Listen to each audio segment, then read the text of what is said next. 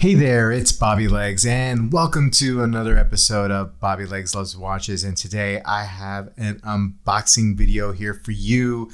Now, if you recognize the packaging a little bit, well, I mean, you know, you get things from DHL. People do all the time, but I ordered through Nomon Watches in Singapore, and they always go through DHL when they're shipping here to me in New Jersey, probably to the rest of the states as well.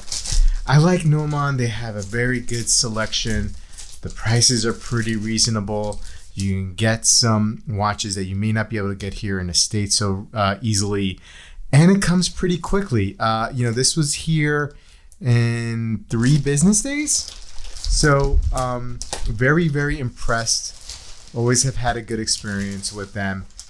And so I picked up a Seiko. And look, I mean, if you know, or if you heard me talk about Seiko before, you know I'm going through some Seiko fatigue for a while now. But every once in a while, I get the calling, and I've been really dying to get a Sumo. I think it's my favorite sub $1,000 Seiko dive watch for sure. I just love them. I had a couple on the channel for review, and I just love them. They're just awesome. To me, they're so different compared to everything else that Seiko has in that price range. Nomon will, once in a while give you a free gift. It looks like this is maybe a microfiber cloth here. Sometimes they'll give you a NATO strap. It's much appreciated. Always in good packaging, as you can see here. And here it is. Box looks a little beat up, but all right, that's okay. As long as everything works out here. A little thank you card from them. And here we go. Some paperwork here. Booklet and whatnot. So yes, like I said, I picked up a Sumo, and I picked up the Blumo, the Blue Sumo. Man, I have been dying to get one of these for a long time, and I decided to go with I think this is what the SBDC033.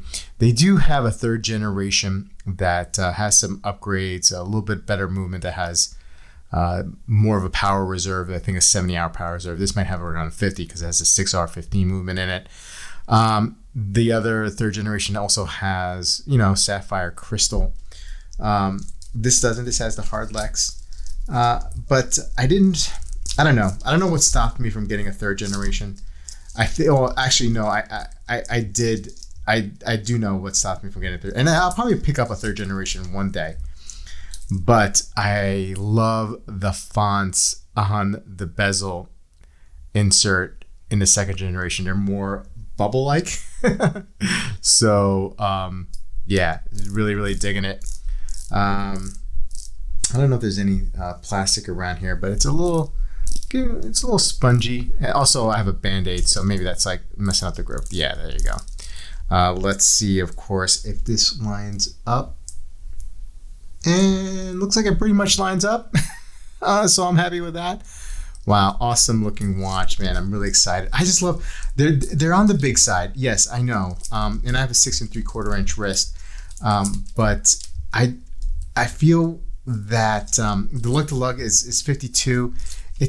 I don't know. There's something about the big watch, the big case diameter, and then the 20 millimeter lug width that it has. It feels comfortable to me on wrist. So obviously I don't have this size. I'm just struggling a little here. There's a lot of plastic, but I just wanted to get a little size view for you guys. Yeah, I dig it, man. I like that 4 o'clock crown. I really dig this watch. I'm gonna size it up and put it on and wear the heck out of it, man. I'm really digging this. This is the one Seiko that can break me through the fatigue, I think. I don't know, I dig it. I could see myself buying multiple Sumos and having like a little sub collection. I know that's crazy. It's just crazy, this watch habit. Anyway, guys, I will be doing a review on this shortly, and a comparison with a 3rd gen Sumo that I have that was lent in by a buddy of mine. And so I look forward to doing those videos, and I'll see you in the next one. Have a good one.